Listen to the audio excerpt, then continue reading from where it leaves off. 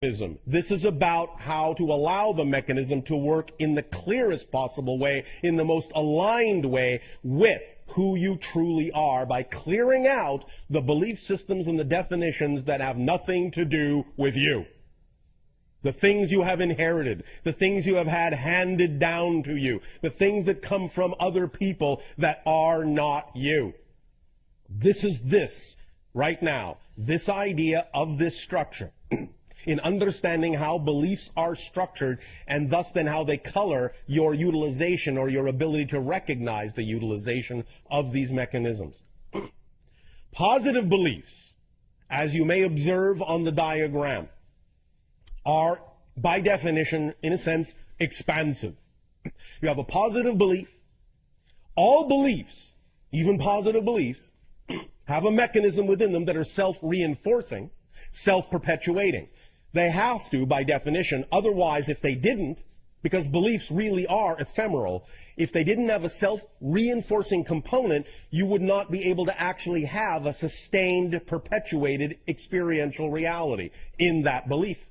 You would not be able to see the manifestation of that belief if they didn't constantly perpetuate themselves, because they are constantly being chosen.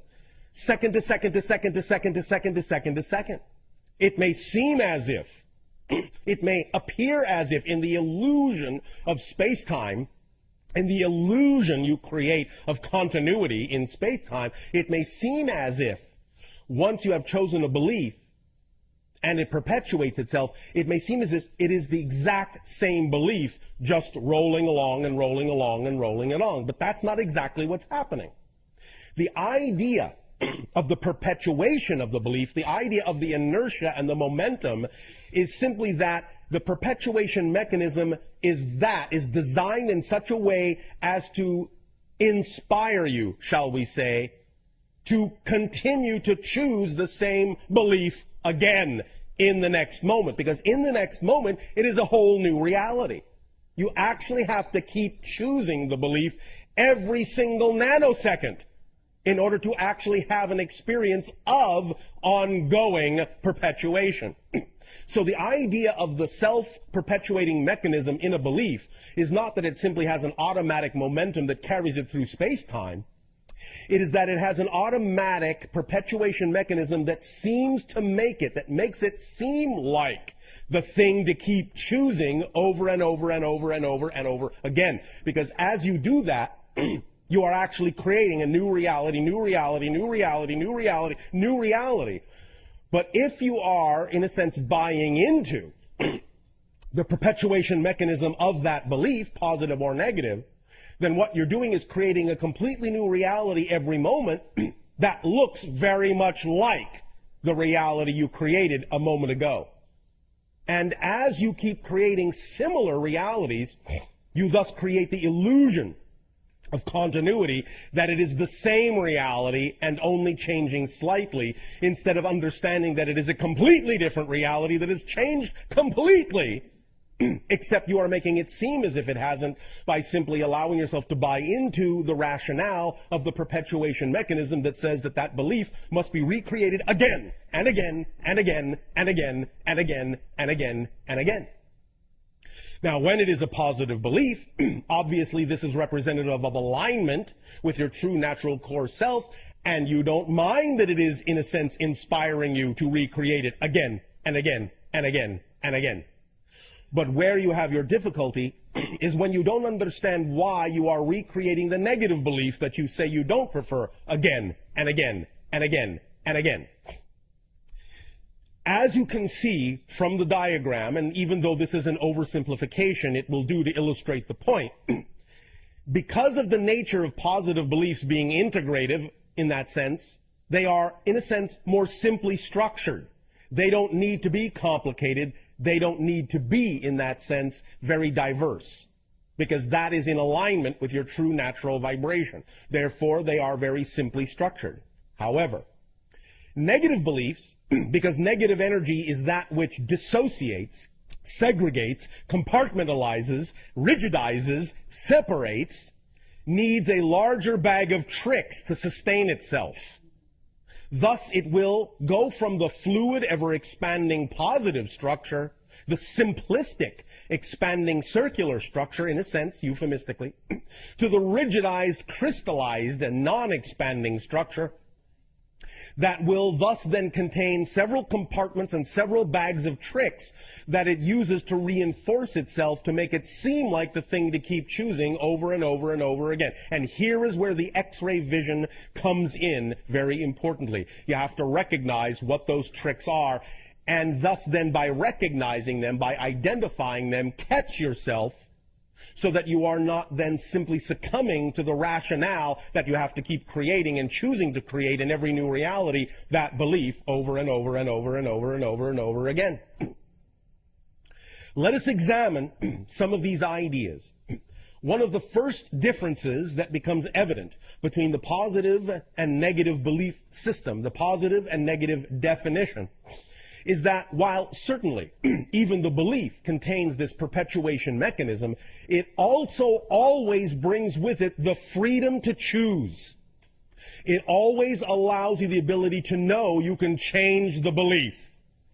So the first difference, one of the major differences in the negative belief, because when you operate from fear-based beliefs, it is automatically keying into what you call your survival instinct. In other words, fear-based beliefs lock into your survival instinct, your physical survival instinct, in such a manner as to first perpetuate the idea that if you don't follow this belief, if you don't perpetuate this belief, you will die. So it relies heavily on tricking you into believing that if you change that belief, there will be nothing left of you, that the belief is all-consuming, that the belief is all representative of your true self, and that if you change it, what you're doing is committing suicide. That's one of the first tricks it has up its little sleeve to allow you to perpetuate it and perpetuate it and perpetuate it, because it's a fear-based mechanism. Therefore, it is keying directly into your survival instinct mechanism and using it and amplifying and magnifying it to force you to perpetuate that belief so that you will survive. Now, the second thing that automatically happens when that mechanism is engaged, when you flip into the idea of a negative fear-based belief, is that in order for you to continue to perpetuate it, it must also reach into its little bag of tricks and make it seem as if it is not possible to change it. It simply cannot be changed. It simply doesn't have the ability. It simply cannot be changed. It simply doesn't have the ability to be changed. It must be perpetuated by its very unchangeable nature. So it traps you in a vicious circle of knowing that there simply is no way out at all, that the very nature, the very structure of the mechanism says there is no doorway here. It cannot be changed. This is where you live. There is nowhere else to go. This is your entire universe. It is eternal. It cannot change.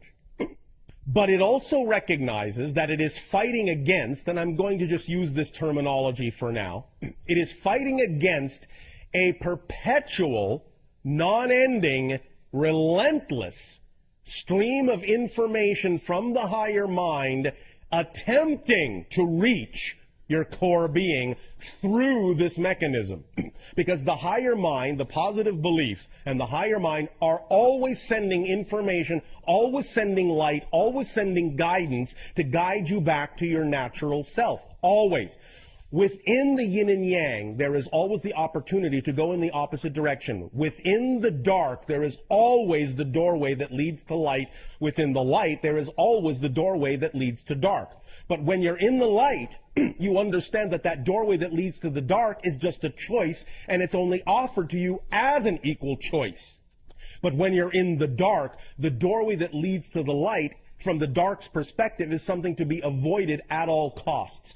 So even though it cannot actually close that doorway, it will thus then disguise the doorway with an illusion of unchangeability, so that you will not see the doorway, so that the doorway will become invisible to your consciousness, because as we have said, you cannot perceive what you are not the vibration of. When you are in an enlightened state, you can see all choices, even the negative ones, because they are all equal choices from the perspective of the higher mind. But when you are in the lower vibrational state of a negative belief and fear system belief, then the idea is that it must disguise these things that exist as choices to make it seem as if there is no choice at all. So, tapping into the survival mechanism, the first thing it does with that energy is it disguises, it covers up that doorway so that you don't even know you have a choice to go back into the light, because that doorway is always there. And the array of tools it uses to take your attention off that doorway, to make you look in any other direction other than that doorway that leads to the light, are these that are generally described surrounding the mechanism, like, in a sense, a viral cell, like the idea of electrons around the nucleus of an atom. And it will constantly switch back and forth and use these other tools and techniques in a variety of ways, in a variety of combinations, to constantly keep you off balance, to constantly keep you unable to see that doorway that leads to the light.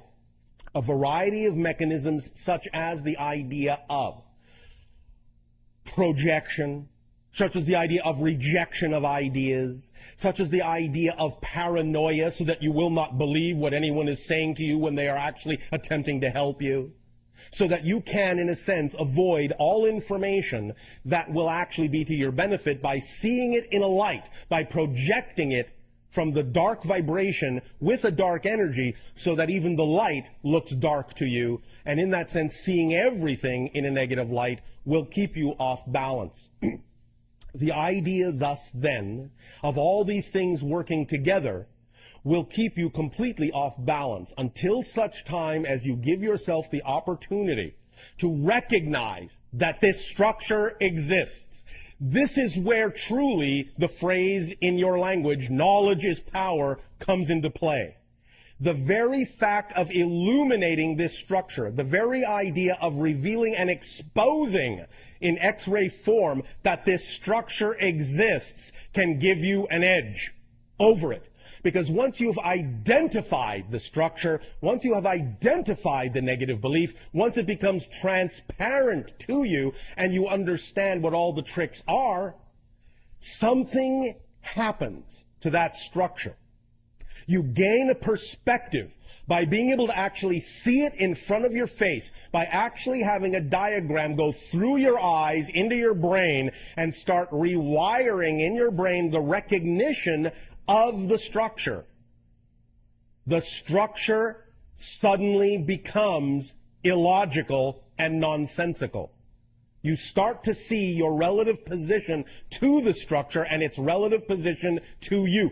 You start seeing it as nothing but an illusion, nothing but a filter, nothing but a template, overlaying the idea of your true self. And you start seeing the idea of you bouncing around in all these little crystalline rooms and being, in a sense, fooled and tricked into believing all the things that it is attempting to get you to believe, to perpetuate itself from moment to moment to moment to moment to moment.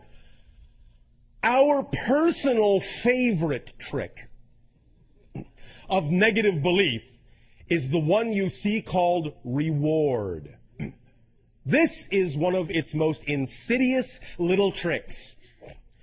Negative beliefs will actually use positive reinforcement to reward you for buying into the negative belief, so that you will then only recognize it as the thing to do. This is where it uses the motivational mechanism. This is where it attaches an apparently rewarding result to having chosen the negative path, and makes you feel good about yourself and makes you feel safe and protected for having chosen the safer path, which is only another way of saying the negative belief in this case. So in recognizing that it does this, that it uses all these tricks, you can begin to really examine each and every one of these. And the way to use this template is to take specific negative belief ideas by examining them in ways that we have discussed before, by finding out what that belief is, such as, for example, I am unloved. And taking that and putting it in the center of that diagram and looking at all the different ways the tricks are used to reinforce the idea that you are unloved and to make it seem like the thing to keep choosing, to make it justified, rationalized, rewarded, to develop the paranoia that forces you to not look for the reality where you are loved. One of the most insidious ways it has of reinforcing your inability to go in that direction is to make you believe that if you actually go looking for the positive side of that belief, you won't find it because there is no such thing. It can't be true. And thus then when you go looking and find out it doesn't exist, you will then be disappointed. You will then find out that you really are as bad as you've been told you are. And so to avoid that reinforcement of the negative self at all costs, you will simply stay within the negative self. Look at how insidious that is. It is actually saying, don't go looking to prove the negative. Stay in the negative you are in, because the negative you are in is at least better than proving that the negative is true. It's actually using itself to reinforce itself by saying you don't want to go and find out that what I'm telling you might actually be true, because at least here you have a shadow of a doubt, a tiny shadow of a doubt. I'll allow you that much. That's your reward. But if you go looking to find out whether or not what I'm telling you is true, well, you'll only find out that what I'm saying is true, and then there'll be no doubt whatsoever. So at least stay here and hold on to that tiny crumb of a doubt.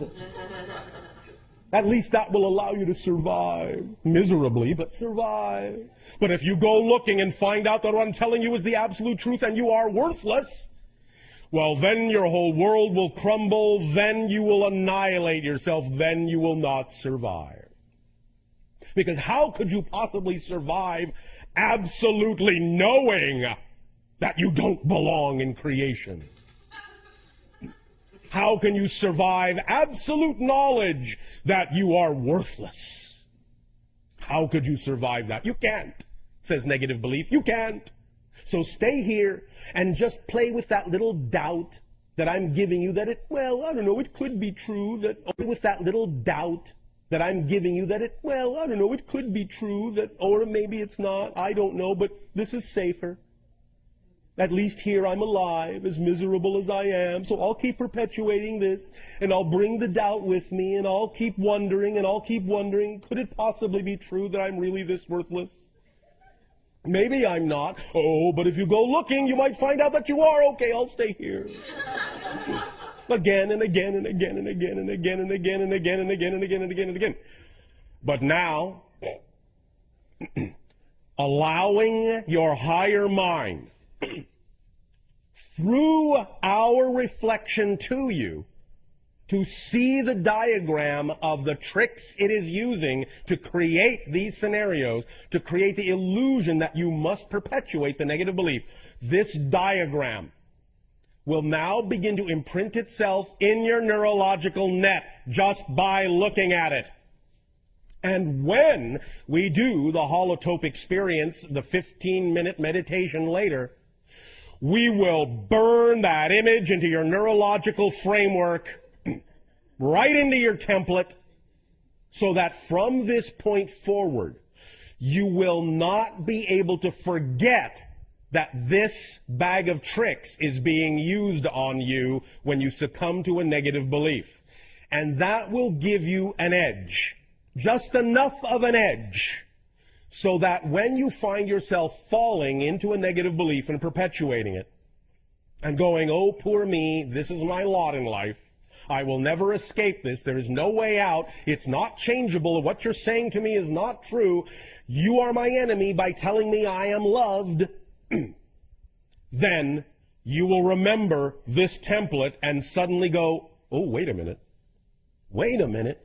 Something's breaking through. I'm getting a whisper. I'm getting an echo from the higher self that this might just be a trick.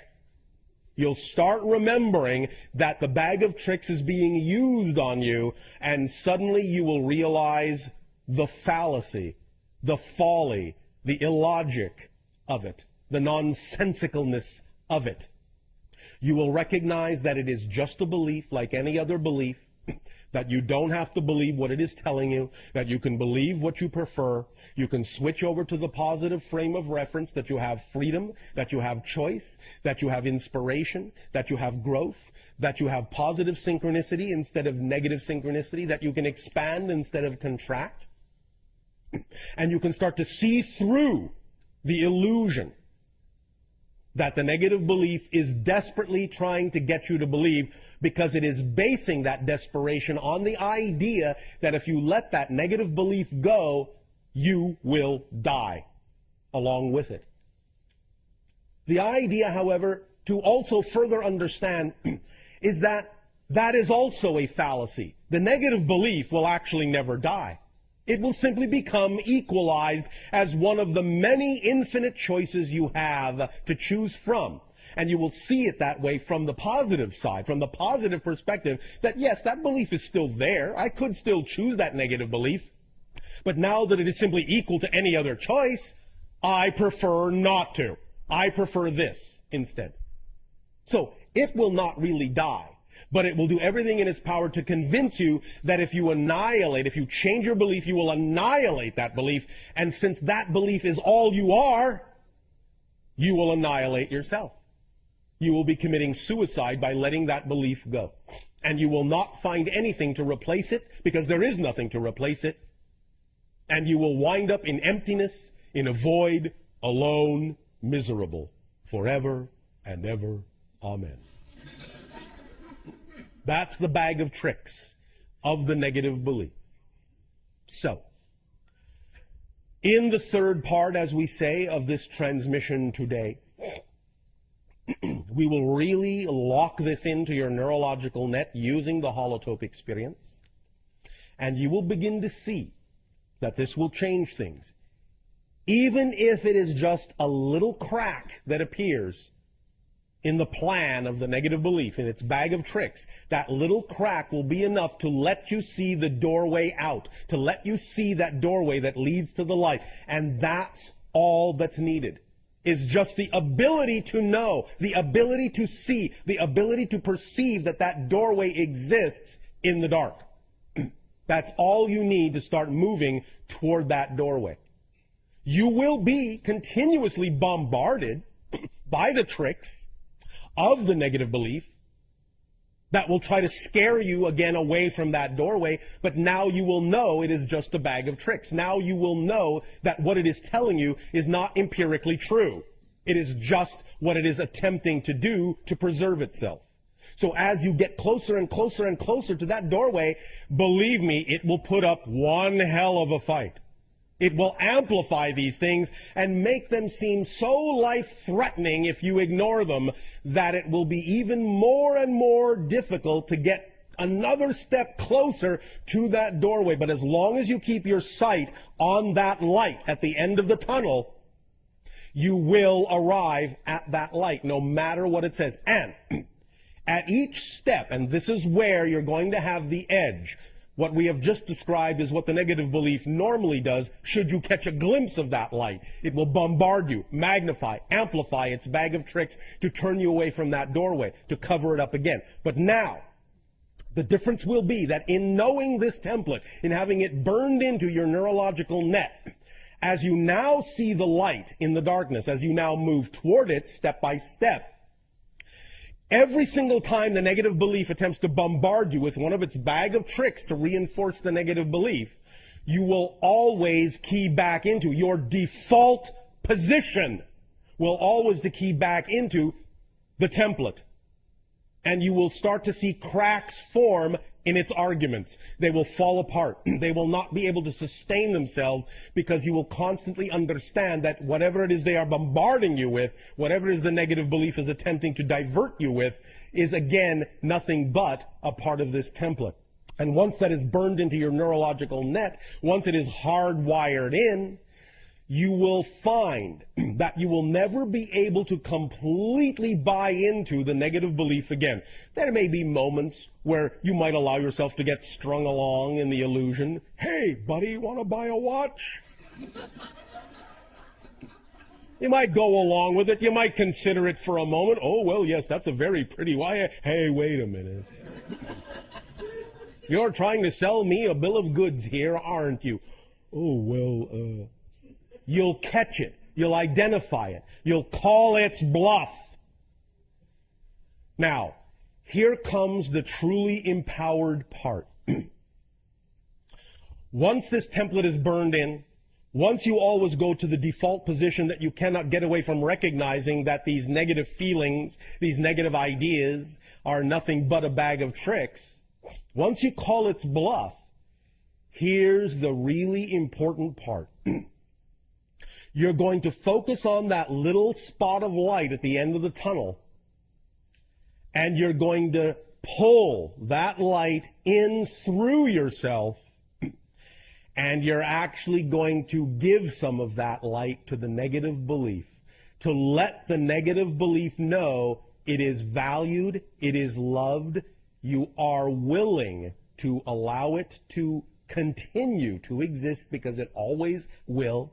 You are acknowledging that it will not die. You are validating it as an equally valid belief and allowing it to know that just because you will prefer to choose something else, it will not die. You now become the PowerPoint, and you are reassuring the negative belief that it will still exist. But as you do so, you become bigger than it. It no longer fills your world. You know who you now are. You are coming from the higher mind, and you are gently reassuring the negative belief that it will continue to always be a part of you because there is no outside. There's nowhere to get rid of anything to. You will always contain it because expansion is the product of inclusion, not exclusion. So you will always include it as a probable choice. It will always be valid and equal in your eyes to any other choice. And you get the freedom to choose what you will manifest. And you get the freedom to choose what you will manifest and what you will experience, even as you are validating the negative belief as equally valid as a choice within your entire reality.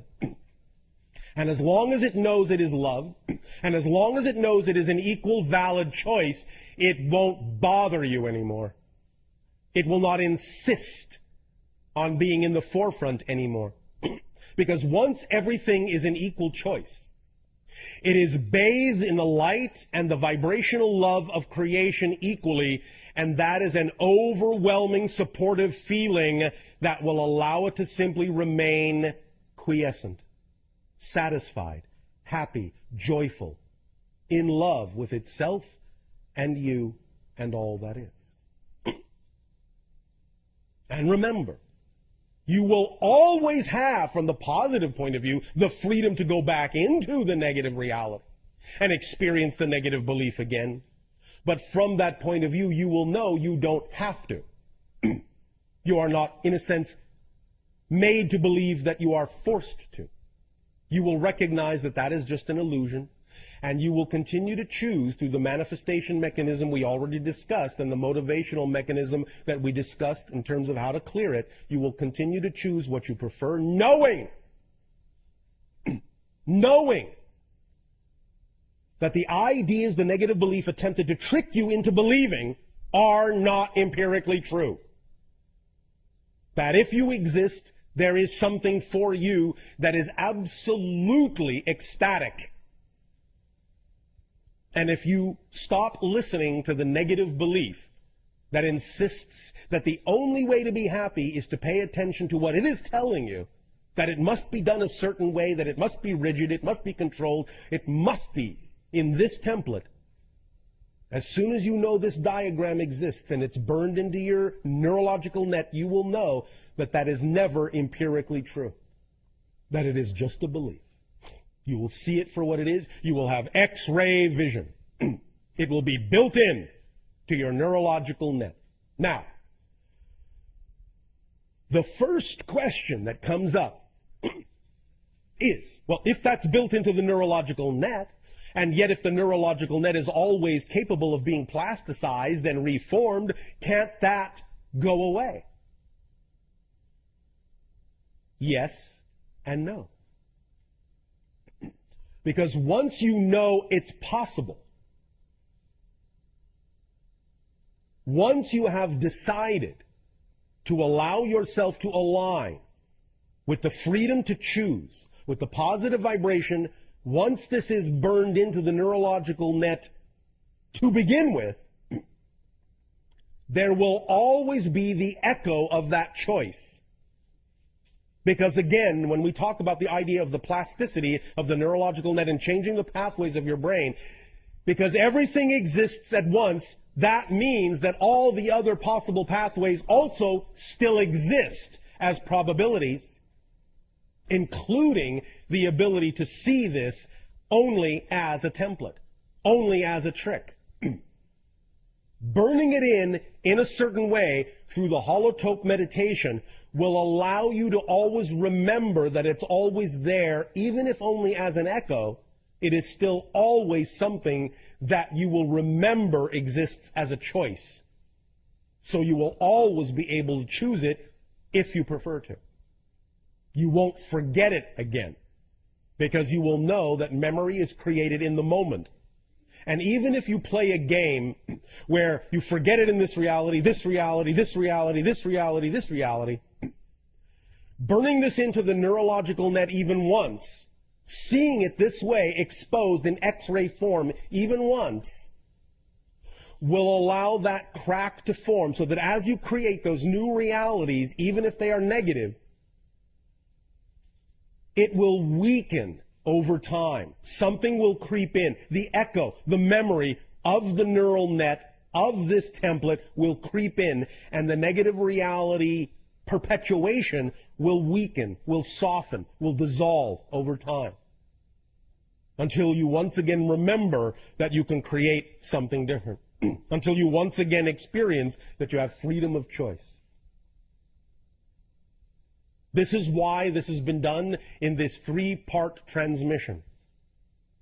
For we get your mind to focus on the idea of the plasticity and the rewiring, and now we allow your mind to begin to consider and ponder the idea of this X-ray structure, and then we take the idea of the multidimensional framework of your existence, and we allow you to crystallize this idea on more than just the physical level. Because the idea of the neurological net in your brain is not just a physical one. Because it is the nexus point between the higher mind and the physical mind, because it is the receiver, because it is the antenna, because it is the template reality, because it straddles both worlds, because it has an etheric and a physical component in the brain, it is capable of imbuing this information, in a sense, into what you might now in your modern technology call a virtual memory. So that even if in your physical neurological pathways they are not indicative and not conducive of the idea of bringing back the physical memory, the virtual memory of this will always be there. And you will know that. There will always be this nagging feeling that you're missing something. Even when you're caught up in the negative reality for a moment, there will always be this nagging feeling, this little crack through which that higher mind's virtual memory will come through the template and imbue you with at least the nagging feeling that something else is there. There's another choice to be made. This isn't all of it. This isn't it. You will start actually taking the doubt that the negative belief is leaving you, because it has to leave you, that doubt, or you'll go searching. you can actually use that doubt in a positive way. That doubt will now flip around, and it will be the doubt of the negative belief. You are taking advantage of one of the weak spots in the negative belief's arsenal of tricks.